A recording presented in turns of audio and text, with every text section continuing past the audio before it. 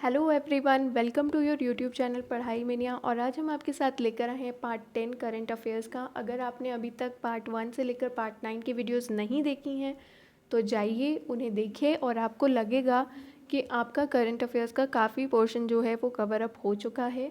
और ये जो है ये पार्ट 10 जो होगा ये सीरीज़ की लास्ट वीडियो होगी। मतलब जो पार्ट 1 वाला सीरीज़ हम लोगों ने स्टार्ट किया था, पार्ट 10 उसका लास्ट पार्ट होगा। ये पार्ट 1 से लेकर पार्ट 10 आपके जूनियर एडेड एग्ज़ाम और असिस्टेंट प्रोफेसर एग्ज़ाम के लिए बहुत हेल्पफुल होने वाली हैं वीडियोस। और अब हमने ये डिसाइड किया है कि अब हम आपके लिए 1 अप्रैल से डेली करंट अफेयर्स की वीडियोस लेकर आएंगे। डेली करंट अफेयर्स मतलब कि हर दिन की जो भी करंट अफेयर होगी वो हम आपके साथ 1 अप्रैल से डेली लेकर आएंगे, डिस्कस करेंगे आपके साथ।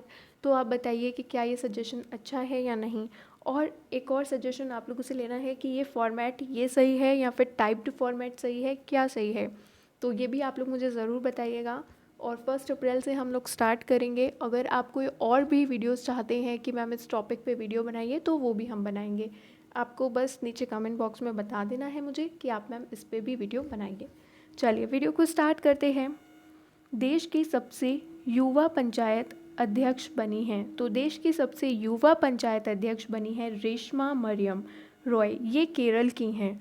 और अगर आपसे पूछा जाएगा कि देश की सबसे युवा मेयर कहाँ की बनी है तो वो भी केरल की बनी है। उनका नाम है आर्या राजेंद्रन।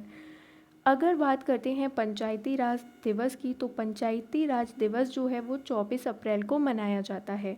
अगर हम बात करते हैं भारत में पंचायती राज व्यवस्था की शुरुआत जो है वो बलवंत राय मेहता समिति के सिफारिश पर हुई थी।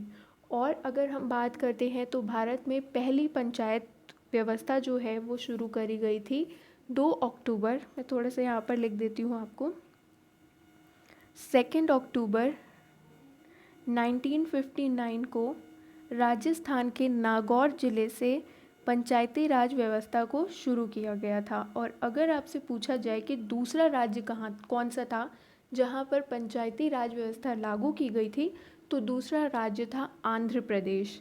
इसे भी आप ज़रूर ध्यान रखिएगा। और अगर हम बात करते हैं पंचायती राज की, तो पंचायती राज दिवस मनाया जाता है 24 अप्रैल को।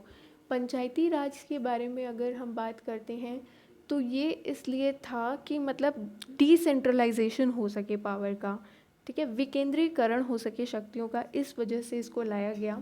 बलवंत राय मेहता समिति ने 3 लेवल्स पर पंचायती राज का गठन करने की सिफारिश करी थी। किस देश ने अपने राष्ट्रगान में एक शब्द बदल दिया? तो ऑस्ट्रेलिया ने अपने जो राष्ट्रगान है, नेशनल एंथम है, उसमें एक वर्ड बदल दिया है। वो वर्ड है for we are young and free की जगह कर दिया है for we are one and free. मतलब ये जो यंग वर्ड है इसे चेंज करके कर दिया है वन एंड फ्री। अगर हम बात करते हैं ऑस्ट्रेलिया के बारे में, तो भारत ने अपने संविधान में ऑस्ट्रेलिया से क्या क्या लिया है? ऑस्ट्रेलिया से भारत ने लिया है प्रस्तावना की भाषा।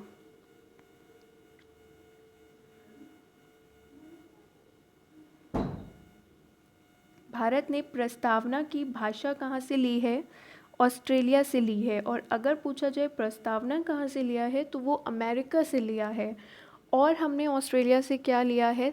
समवर्ती सूची को भी हमने कहाँ से लिया है? ऑस्ट्रेलिया से लिया है। और ये दोनों जो हैं ये बहुत इम्पॉर्टेंट है, ये आपको ध्यान रखना है कि भारतीय संविधान में ऑस्ट्रेलिया से क्या लिया गया है? प्रस्तावना की भाषा और समवर्ती सूची को लिया गया है। और अगर हम बात करते हैं भारतीय जो राष्ट्रगान है उसे कब अपनाया गया था, तो उसे अपनाया गया था 24 जनवरी 1950 को। इसे भी आप ज़रूर ध्यान रखिएगा। नेक्स्ट, विश्व हिंदी दिवस मनाया गया, तो विश्व हिंदी दिवस मनाया जाता है 10 जनवरी को। 10 जनवरी को क्यों मनाया जाता है? क्योंकि इसी दिन पहला विश्व हिंदी सम्मेलन का आयोजन किया गया था 10 जनवरी 1975 को नागपुर में। अगर आपसे पूछा जाए कि राष्ट्रीय हिंदी दिवस कब मनाया जाता है, तो राष्ट्रीय हिंदी दिवस मनाया जाता है 14 सितंबर को। और हिंदी जो है वो फारसी भाषा का शब्द है। बहुत सारे एग्ज़ाम्स में ये क्वेश्चन बना है कि हिंदी वर्ड जो है वो किस भाषा का है, तो वो फारसी भाषा का शब्द है। दुनिया की पहली यूनिवर्सल बुलेट प्रूफ जैकेट भारतीय सेना के मेजर अनूप मिश्रा ने विकसित की है और इसका जो नाम रखा गया है वो क्या रखा गया है? शक्ति। भारतीय वायुसेना और फ्रांसीसी वायुसेना के बीच जोधपुर राजस्थान में कौन सा वायु अभ्यास शुरू किया गया? तो वो एक्स डेजर्ट नाइट 21 युद्ध अभ्यास जो है वो किसके बीच शुरू किया गया? भारतीय वायुसेना और फ्रांसीसी वायुसेना के बीच। अगर आपसे पूछा जाएगा कि, और मैं आपको थोड़ा सा बताती हूँ, जैसे संप्रीति युद्ध अभ्यास, संप्रीति युद्ध अभ्यास जो है वो किसके और किसके बीच होता है? वो भारत और बांग्लादेश के बीच होता है। इंडिया और बांग्लादेश। और अगर आपसे पूछा जाए कि अजय वॉरियर्स किसके बीच होता है? तो भारत और यूके के बीच होता है। और अगर आपसे पूछा जाए स्लिनेक्स किसके बीच होता है? इंडिया और श्रीलंका के बीच। अगर आपसे पूछा जाए कि मालाबार एक्सरसाइज, ये बहुत इम्पॉर्टेंट एक्सरसाइज है जिसे आप ज़रूर अपने माइंड में कहीं ना कहीं बिठा लीजिएगा। मालाबार युद्ध अभ्यास जो है वो किसके किसके बीच होता है? तो वो होता है इंडिया के बीच, इंडिया, जापान, इस बार इसमें ऑस्ट्रेलिया शामिल हुआ। इंडिया, जापान, यूएसए और ऑस्ट्रेलिया।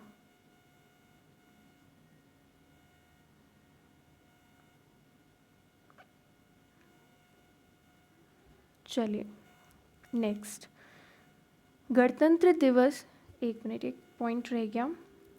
अमेरिका के इतिहास में पहले ऐसे राष्ट्रपति बन गए जिनके खिलाफ एक ही कार्यकाल में 2 बार महाभियोग प्रस्ताव पारित किया गया।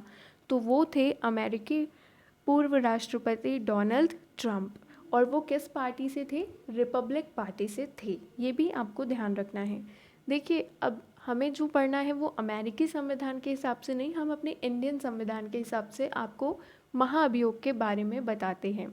तो राष्ट्रपति को महाअभियोग के द्वारा हटाया जा सकता है, लेकिन उस पर महाअभियोग किस कारण से लगाया जा सकता है? तो वो लगाया जा सकता है कि जब वो संविधान का क्या करता है? उल्लंघन करता है, वॉयलेशन ऑफ कॉन्स्टिट्यूशन को करता है, तब उस पर क्या लगाया जाता है? महाअभियोग लगाया जाता है। और महाअभियोग किस अनुच्छेद के तहत लगाया जाता है? तो महाअभियोग लगाया जाता है आर्टिकल नंबर 61 के तहत महाअभियोग का जो है वो प्रावधान है। और महाअभियोग जो है वो किसी भी सदन में पेश किया जा सकता है।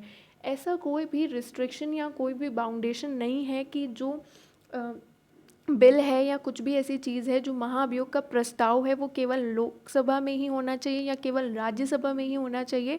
तो ऐसी कोई भी बाउंडेशन नहीं है। महाअभियोग का जो प्रस्ताव है वो किसी भी सदन में पेश किया जा सकता है। और अभी तक भारत के किसी भी राष्ट्रपति पर महाअभियोग प्रस्ताव या कुछ भी नहीं चलाया गया है, या महाअभियोग के द्वारा कोई भी हटाया नहीं गया, या किसी पर भी ऐसा प्रस्ताव नहीं लाया गया है। ये भी आप थोड़ा सा ध्यान रखिएगा।